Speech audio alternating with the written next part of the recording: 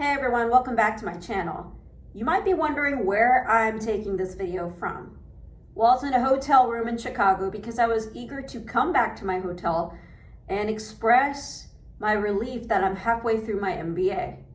Yes, I got a ways to go, but I think this is a good point in chronicling my MBA travels and what I've been up to. And I haven't done a video in a while, so might as well talk about this and relieve some of your curiosities about doing a program, especially at Booth. This is also a review of what I think about Booth so far as a part-time or a weekend student. And I do want to caveat that this is specific to my experiences. I'm not representing the entire student population in Booth, and rather I'm just going to focus on coming from an energy background, an oil and gas background to be specific.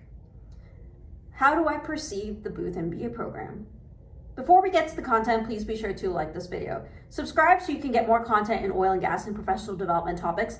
And please be sure to comment on the video below so I can incorporate your feedback into future videos. Please be sure to hit that notification bell when you do subscribe, because I upload whenever I want. Well, let's get to the content. My first review, or first point of review for the Chicago Booth part-time weekend MBA is an obvious one. I'm learning a ton. I'm 10 classes in, and so far I've taken courses in finance, strategy, operations management. I can't even think of any other courses that are coming to my mind. Economics, taken an economics course, math and statistics, because I'm a very engineered mind person at the end of the day. There's so many courses that I've taken already to date that I've already had a diversified background or a diversified view of business school. With all that being said, yes, the workload does live up to its reputation that there's quite a bit of work. Even the classes, they may seem easy, there's quite a bit of work involved. Even though professors know that you have a full-time job and you are you're working professional, you may even be traveling over the weekends like myself, you're gonna be given quite a bit of work just like the full-time students. So you have to manage your time. But the good thing is these professors are a lot more understanding of those who have those external commitments from the part-time program. Learning so much has been a wonderful experience for me because I got exposed to different types of industries and communicating with other people, especially with the professors.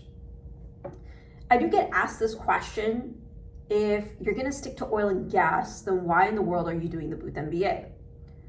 I've already answered this question in how I got into the Booth program and not being a representative of the admissions committee. But part of the reason why I wanted to do the Booth MBA program is, well, it's been a dream of mine for about 7 years, since I graduated with my undergrad in petroleum engineering.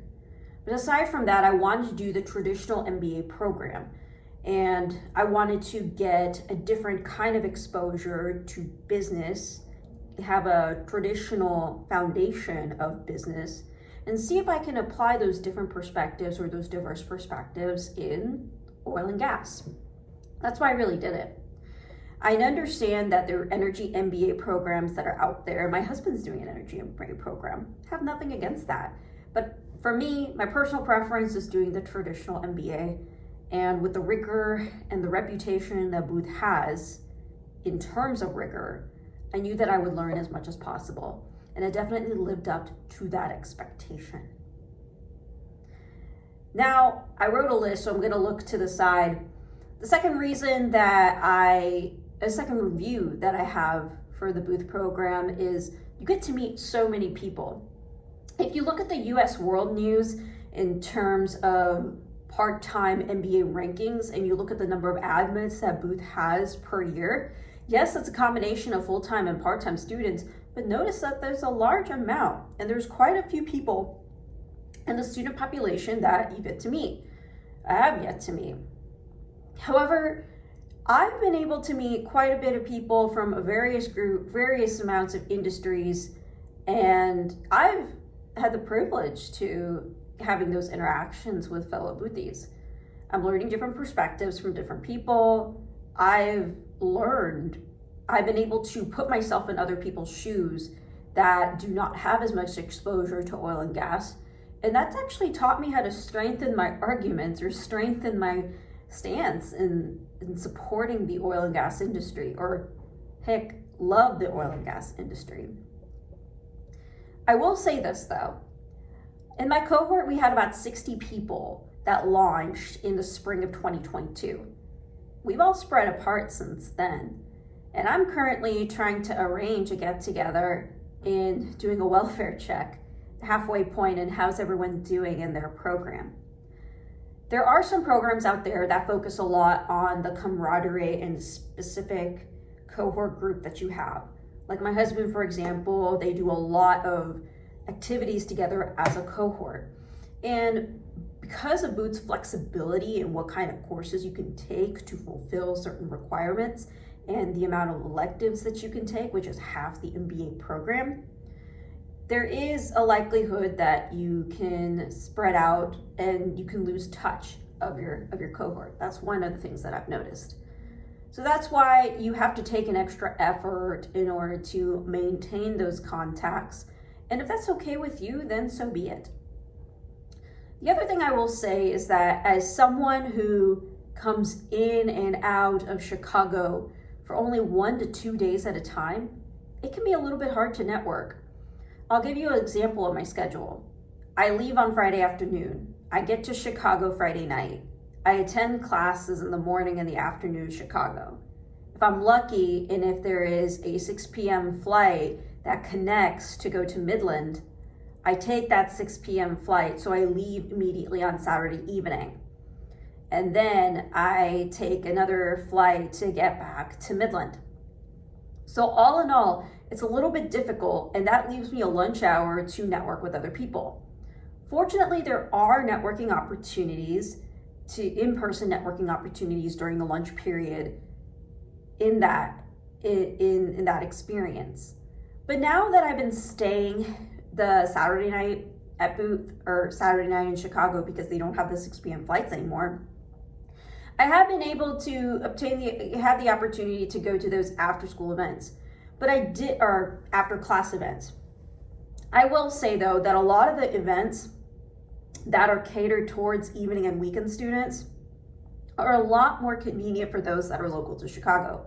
So for someone that is in and out, and someone who can relate to this, that are also in and out, and they could be driving all the way from Milwaukee, or they're driving from Iowa. I don't know. I don't have the best spatial reasoning for the Midwestern United States because Texas is so big. I know that I'm not the only one who's expressed this sentiment as well.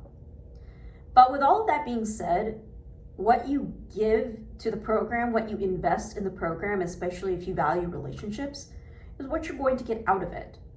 I've said quite a bit about this because you're probably going to hear about this from a lot of MBA programs, traditional MBA programs, that you are investing in the network.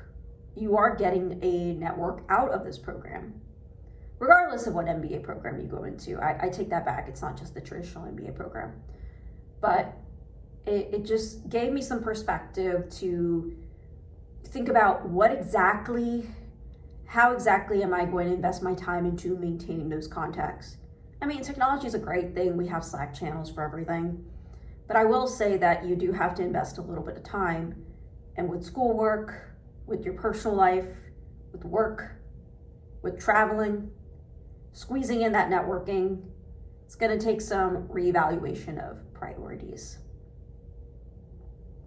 Now, the third thing that I did want to talk about, and this is kind of obvious too, because I just talked about my schedule, is that traveling is exhausting. My first 3 quarters at Booth, it took a damper on my body. If you think about how much I travel to get to Chicago, including layovers and including the connections, from door to door, it's 7 hours one way.